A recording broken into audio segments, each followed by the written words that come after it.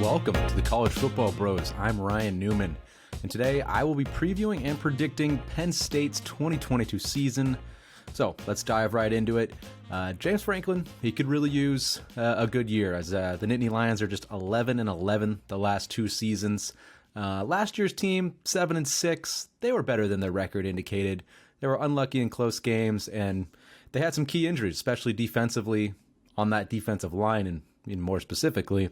So it really hindered their ability to stop the run as the season went on, and that definitely had a factor in them losing a lot of those games. So heading into 2022, I'm high on Penn State. And let's go ahead and dive into why that is the case. We'll talk about the offense here first. Yeah, they struggled last year. There's really no doubt about it, especially running the ball. They're 118th in the nation in rushing yards per game. So James Franklin obviously knows that needs to be addressed. And I think maybe while they won't be elite, I do suspect that they'll be a much improved rushing team. They get their leading rusher back, Kayvon Lee. But to me, the guy that could actually really take that rushing attack to new heights is their true freshman, big-time recruit, Nick Singleton. He's the one that might be able to really, make up for that lack of offensive line that they might not have. So I think he's the one that could be a true difference maker. So I see the running back group being better. Moving on to wide receiver, they do lose Jahan Dotson, but I think that position group's going to be even better this year, even after losing him. Parker Washington, he's a stud on the outside. Keandre Lambert-Smith, another really good player. He's a big play threat. And they're bringing in a transfer from Western Kentucky. He had over 1,400 yards last year and 14 touchdowns. So, I mean, those are just three guys right there, but they're even a little bit more deeper than that. So, yeah, Dodson, big loss, but overall, I think the group is even stronger this year. So that's a talented group. Offensive line, the aforementioned group there, it's been the problem for them. Past couple seasons, they've been really, really bad. So it's kind of hard to imagine that they could actually be worse. But I don't think they will be. I think those, if not the same, at least a little bit better. They're going to be relying on some new faces, at least 3 new starters. So, I mean, they're not going to be great. There's really, you'd kind of have to be a blind homer just to expect them to take some huge leap. But I do think they'll be improved, especially with a lot of improved skill talent around them. So, overall, I think this offense is going to be pretty good. It's just the offensive line is the thing that's going to hold them back from being really good. And of course, we haven't touched on Sean Clifford. He's coming back for his senior year, I guess now. It's been a while. He's had some ups and downs in his career. His first year as their main starter there, he won 11 games, so he's definitely had some good moments, but he's been hindered by a bad offensive line the last couple of years in my eyes. I think he's all right. I think he's better than people give him credit for. So, yeah, I think he's going to have a pretty good final year here for Penn State. So moving on to the defensive side of the ball. They were pretty good last year, but as soon as they had some injuries, especially to P.J. Mustipher, that's when it really started to hit them. They were 5-0 heading into a game at Iowa. So then they were in that game. It was a very, very close game, but Mustipher got hurt during that game. They lost a close one, and then after that just proceeded to lose a lot of close games. I think it was 4 close games by maybe under a touchdown that they lost, and I think it was mainly because they couldn't stop the run very well, and Mustipher was the huge piece to that. So he's back, which is a huge, huge piece of good news for them. Adisa Isaac is also back at defensive end. He missed all of last year. So getting those two guys back is just going to pay huge dividends for them in my eyes. A couple other pieces are back on the D-line, and they get a nice transfer from Maryland, who might be a nice pass rusher for them, and a 5-star freshman coming in who obviously has all the potential in the world. Is how quickly can he adjust to the college game. But so you would think as the season goes on, he'd be a big piece for them as well. So I'm high on that defensive line. I know they lose Ibikadi, but that's okay. That's with everything that they have coming back. I think though that position group will be better. The linebackers, they're going to be an experience there.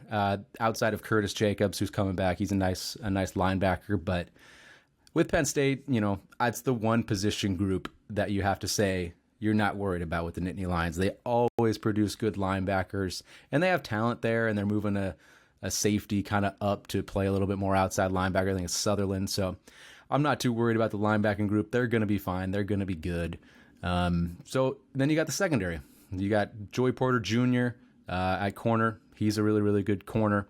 And then the safety, you got Jair Brown, who was tied for the nation's lead with 6 interceptions last year. So with those two guys coming back, a couple other pieces that got their feet wet last year, I think they're going to be a really, really good secondary. And they were good last year, so there's no reason to believe why they won't be again.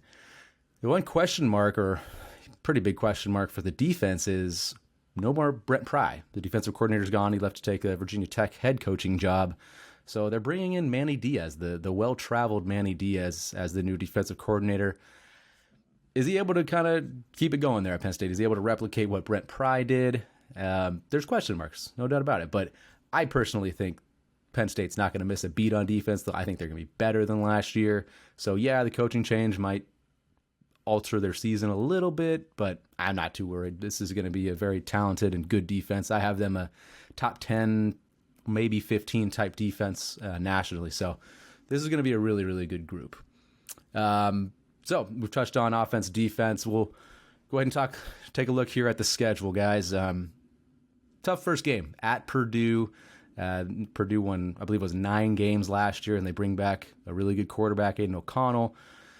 I think they're going to be a little bit worse this year. I'm really worried about their receiving core, especially after losing a guy academically. So I think they're going to be a little worse maybe than some people are expecting them to be. So I think Penn State will go ahead and get the win, first one out of the gate at Purdue. Then they got Ohio coming to Penn State. That's going to be 2-0. At Auburn, tough game. Last year's game was awesome. That was a super fun game to watch in Happy Valley.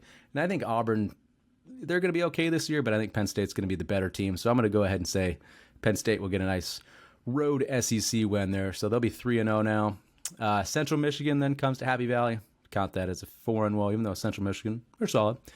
Then another easy game. Northwestern comes to Happy Valley. I'm going to say that Penn State gets the win there. So 5-0. But now they're heading to, they get a little tougher.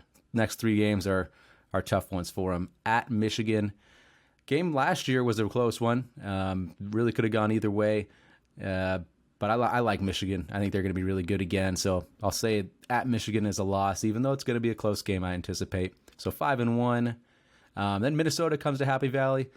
Minnesota's got some question marks.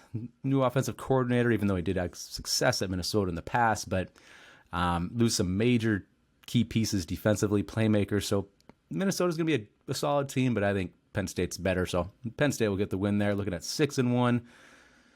Then Ohio State comes to town. I think Ohio State's just too good. I think their defense is going to take a step forward. Their offense is still going to be amazing. So I don't think Penn State's going to be able to hang with them. So 6-2. Now we got at Indiana. Indiana should be one of the worst teams in the conference. Penn State gets the win, 7-2.